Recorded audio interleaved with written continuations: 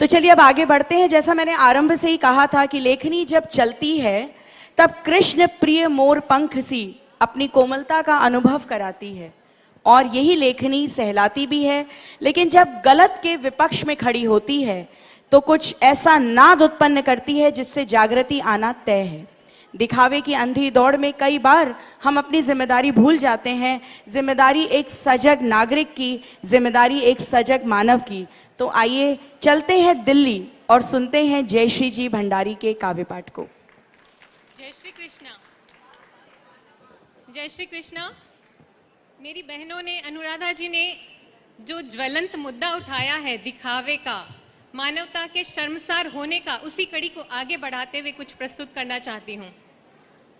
आजकल पढ़े लिखे तथा कथित विद्वान लोगों में एक नया प्रचलन देखा जा रहा है। अपनी सभ्यता, संस्कृति, अपने रीति रिवाजों को चुनौती देने का, उन पर भद्दे मजाक उड़ाने का। होली, दिवाली हो, श्राद्ध, नवरात्रि, जन्माष्टमी, रक्षाबंधन, कोई भी पर्व हो, आप पाएंगे सोशल मीडिया ऐसे ऐसे बेहुदा मैसेजेस से भरा होता है जिन्हें देखकर शर्मिंदगी होती है, रोना आता है, अंतरात्मा करा उठती है। मां शारदे को नमन करते हुए अपने अंतर की इसी व्यथा को, इसी वेदना को शब्दों के रूप में आपके सम्मुख प्रस्तुत करना चाहूंगी। आपके हृदय को छू जाए तो अपना कविता पाठ सार्थक मानूंगी कि आज फिर कहीं से एक बेहुदा मैसेज आया है, आज फिर कहीं से एक चुभता सा मैसेज आया है, फिर आज किसी ने अपनी संस्कृति पर भद्दा मजाक बनाया है। घायल होती संस्कृति की चीख सुनाने आई हूं, घायल होती संस्कृति की चीख सुनाने आई हूं। किस ओर जा रहे हैं हम, ये प्रश्न पूछने आई हूं। मनोरंजन की आड़ में, मनोरंजन की आड़ में अभद्रता परोसी जा रही, शालीनता सिसकती एक कोने में, बेशर्मी ठहाके लगा रही। हद होती है सोने की इसलिए जगाने आई हूं, हद होती है सोने की इसलिए जगाने आई हूं। किस ओर जा रहे हैं हम, ये प्रश्न पूछने आई हूं। रीति रिवाजों को ना बख्शा हमने, क्षमा कीजिए, प्रबुद्ध वर्ग की सभा जुड़ी है और मैं हम शब्द के प्रयोग की धृष्टता कर रही हूं, किंतु अनाचार को सहन करने वाला, उसे मूक स्वीकृति देने वाला भी बराबरी का जिम्मेदार है।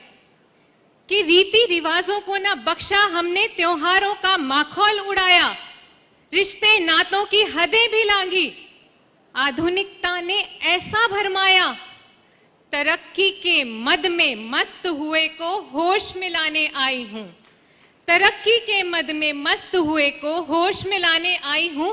किस ओर जा रहे हैं हम, ये प्रश्न पूछने आई हूं।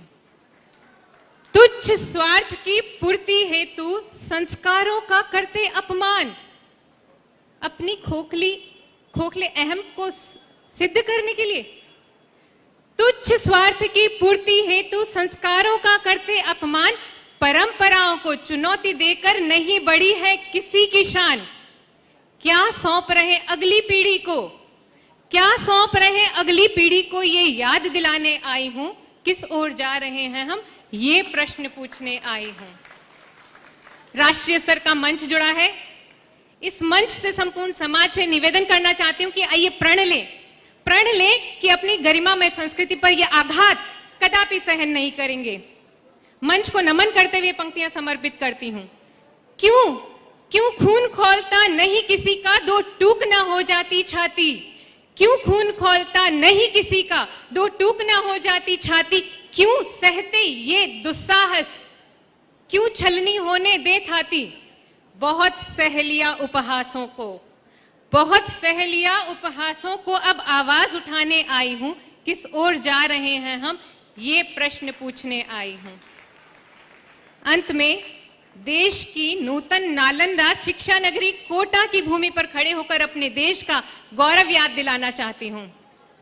ये देश जहां मानव तो क्या पत्थर भी पूजे जाते हैं, ये देश जहां मानव तो क्या पत्थर भी पूजे जाते हैं, जहां पशु पक्षी नदियां पर्वत देवों से माने जाते हैं, मैं वही सनातन परंपरा याद दिलाने आई हूं। मैं वही सनातन परंपरा याद दिलाने आई हूं। किस ओर जा रहे हैं हम, ये प्रश्न पूछने आई हूं।